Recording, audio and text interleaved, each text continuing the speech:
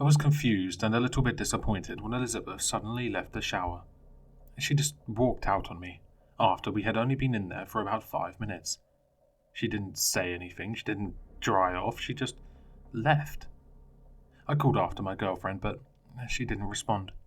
She opened the bathroom door and walked out, water dripping onto the carpet. I decided to not go after her. I just continued on with my shower. After roughly 5 minutes, I was done. Elizabeth still hadn't come back. I dried off and got dressed. Still, no sign of my girlfriend. I thought her actions were weird, since Elizabeth was always so open with me. She had never done anything like this before. I decided that the best course of action was to go out and check on her and make sure she was okay. I left the bathroom and followed the trail of wet footprints she had left on the floor. She had apparently walked straight out of the bedroom and into the living room. The trail zigzagged for a bit until it reached the cabinet on the far right side of the room. Where the footprints ended was a massive, damp blob. It looked as if she had sat down on the floor and then vanished into thin air. Confused, I looked around on the floor to see any indication of where she had gone. It was a very odd sight. My girlfriend seemed to have completely disappeared. Finally, after puzzling for a while, I saw a few drops under the cabinet itself, as if she carefully climbed under it without touching the floor. Slowly, I bent down and looked under the cabinet, and I saw a terrifying sight. One that I'll never be able to forget.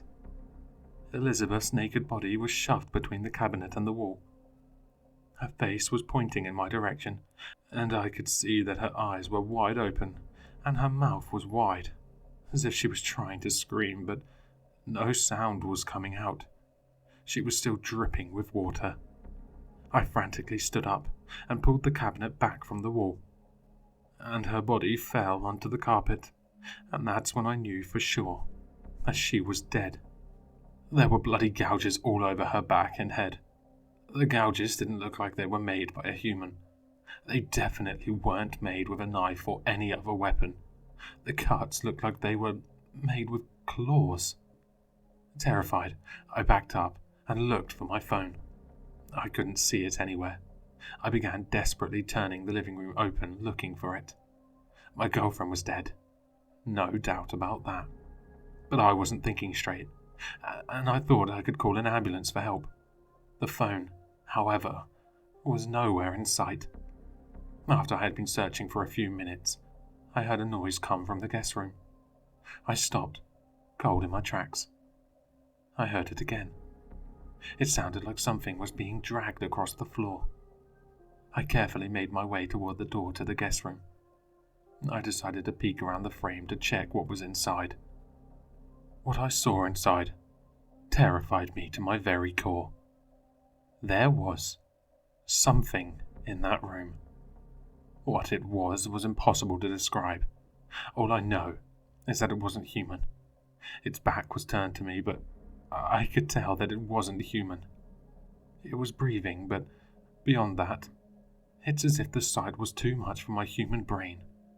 I cannot remember what I saw, yet I know exactly what it looked like, down to the smallest detail. Maybe I sound insane. Maybe I am insane.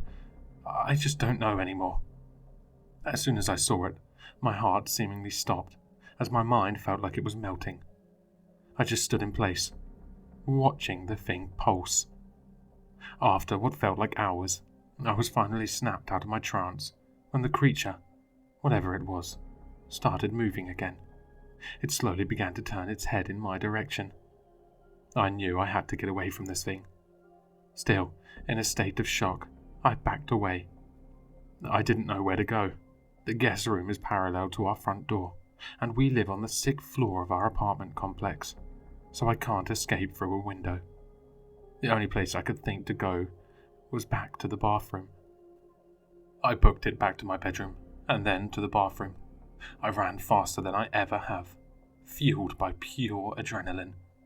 As soon as I made it inside, closed and locked the door, I collapsed on the cold tile. The house was silent. Now that I was still, the loss of Elizabeth hit me like a freight train. We had been together for almost 3 years by now. We had seen and done so much together. Tears welled up in my eyes. Then, I remembered the creature in my house. I was trapped in my own house. I didn't know what to do. I was in complete despair. After about 10 minutes, I started hearing the dragging sounds again. I would hear a few of the noises consecutively. Then there would be a pause, and about 15 seconds later, the cycle would repeat itself. The last time I heard the dragging sound, it was accompanied by another sound. It took me a while to realize what that sound was. That sound was a knock. The creature was knocking at my door. It knew I was here. I slowly backed away into the corner of the bathroom counter. I grabbed a razor and held it in front of me as a weapon, though I knew it wouldn't do much good. After an agonizing minute or so of silence, the creature spoke to me. My blood ran cold when I realized that it was using Elizabeth's voice. "Jason, why have you locked the door?" the monster asked. "I just went out to check if I left the oven on." As crazy as it sounds, I almost stood up and opened the door.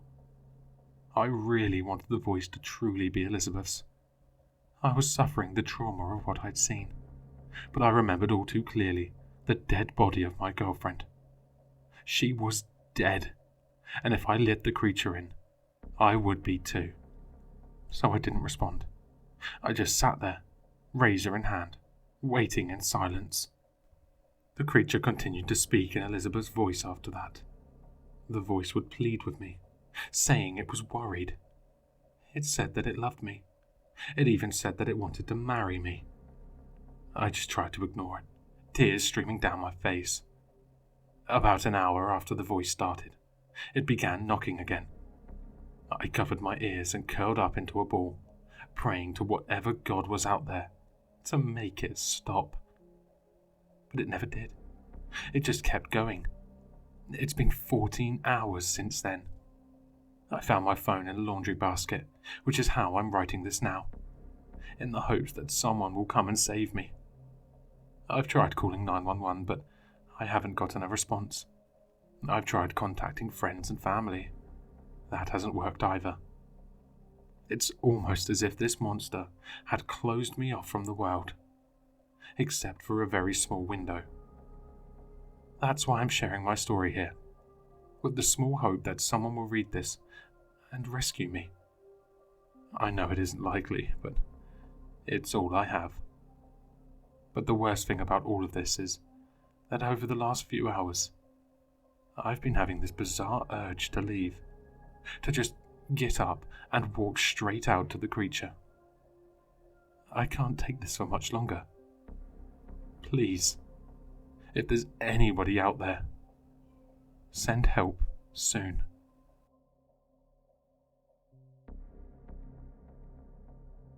Hello listeners, if you enjoyed this story, please check out the author in the description.